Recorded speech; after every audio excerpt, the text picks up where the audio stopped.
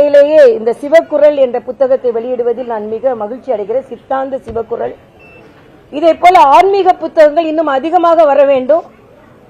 தமிழகத்தில் உள்ள நூலகங்களை ஆன்மீக புத்தகங்கள் அதிகமாக நிரப்பப்பட வேண்டும். ஆக தமிழகத்தில் உள்ள நூலகத்தில் இந்த புத்தகமும் வைக்கப்பட வேண்டும் என்பது எனது ஆசை. ஏனென்றால் அந்த அளவிற்கு திருக்குறளை போல குழந்தைகள் இலகுவாக மனனம் செய்யும் அளவிற்கு மிக அழகாக எழுதியிருக்கிறார்கள். நான் மறுபடியும் சொல்கிறேன், தமிழை வளர்த்தது ஆன்மீகம்தான். ஆன்மீக தமிழ் தான் மறுபடியும் ஆள வேண்டும், அதன் மூலம் மக்கள் வாழ வேண்டும் என்பது எனது ஆசை. இன்னும் சொல்ல போனால் அண்ணா வளர்த்த தமிழை விட ஆண்டாள் வளர்த்ததுதான் தமிழ். பெரியார் பேசிய தமிழை விட பெரியாழ்வார் பேசியதுதான் தமிழ். ஆக இப்பொழுது தமிழகத்தில் ஆன்மீகத்தை விடுத்து தமிழை மட்டுமே பேசிக் கொண்டிருக்கிறார்கள். தமிழுக்கும் எங்களுக்கும் சம்பந்தம் இல்லை என்பதை போல பேசிக் கொண்டிருக்கிறார்கள்.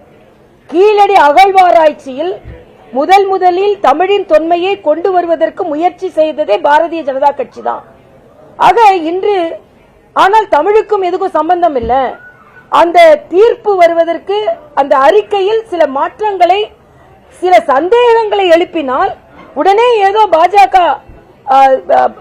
தமிழுக்கு எதிரானது, தொன்மைக்கு எதிரானது என்ற ஒரு மாய தோற்றத்தை ஏற்படுத்திக் கொண்டிருக்கிறார்கள்.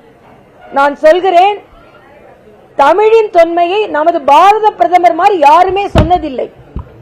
வசுதேவ குடும்பகம் என்று சொன்ன நேரத்திலேயே அவர் சொன்னது என்ன சொன்னார் என்றால், யாதும் ஊரே யாவரும் கேளீர் என்று சொன்னார்.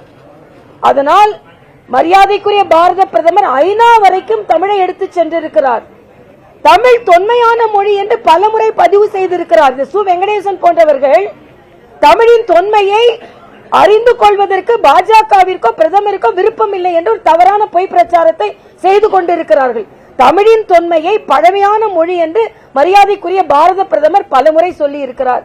அதனால் பாரத பிரதமருக்கு தமிழின் தொன்மை நன்றாக தெரியும். கீழடியை வைத்து நீங்கள் கீழ்த்தரமான அரசியல் செய்ய வேண்டாம் என்று சு வெங்கடேசன் போன்றவர்களுக்கும் மற்றவர்களுக்கும் நான் கேட்டுக்கொள்கிறேன். அதே போல இன்று நிதி ஆயோக் கூட்டத்திற்கு முதலமைச்சர் சென்றிருக்கிறார்கள். நிதி ஆயோக் கூட்டம் இதுவரை செல்லாமல் சென்றிருக்கிறார்கள். 50% எங்களுக்கு கொடுக்க வேண்டும் என்று சொல்கிறார்கள். தமிழகத்திற்கு என்ன நிதி ஆதாரத்தை கேட்டாலும் எனக்கு மகிழ்ச்சி தான். ஆனால் இதற்கு முன்னால் ஏன் செல்லவில்லை? இதுவரைக்கும் தமிழகத்தில் உள்ள நிதி பிரச்சனைகளுக்கு எல்லாம் காரணம் முதல்வர் அங்கே சென்று நம் நிதி நிலையை பற்றி நிதி ஆயோக் கூட்டத்திற்கு போகவில்லை என்பதுதான். பிரதமர் தமிழகத்திற்கு வந்திருக்கும் பொழுது பிரதமரை வரவேற்று இருக்க வேண்டும். இன்று பிரதமர் உங்களிடம் எவ்வளவு மகிழ்ச்சியாக உரையாடி இருக்கிறார். ஆனால் நீங்கள் ஏன் பிரதமரை புறக்கணித்தீர்கள் என்று மக்கள் கேட்டுக் கொண்டிருக்கிறார்கள். எல்லாவற்றிற்கும் மேலாக முதல்வர் சொல்கிறார், நான் காவி கொடியோடு அங்கே செல்லவில்லை எடப்பாடியார் போல, வெள்ளை கொடியோடும் சொல்லவில்லை என்று சொல்கிறார்.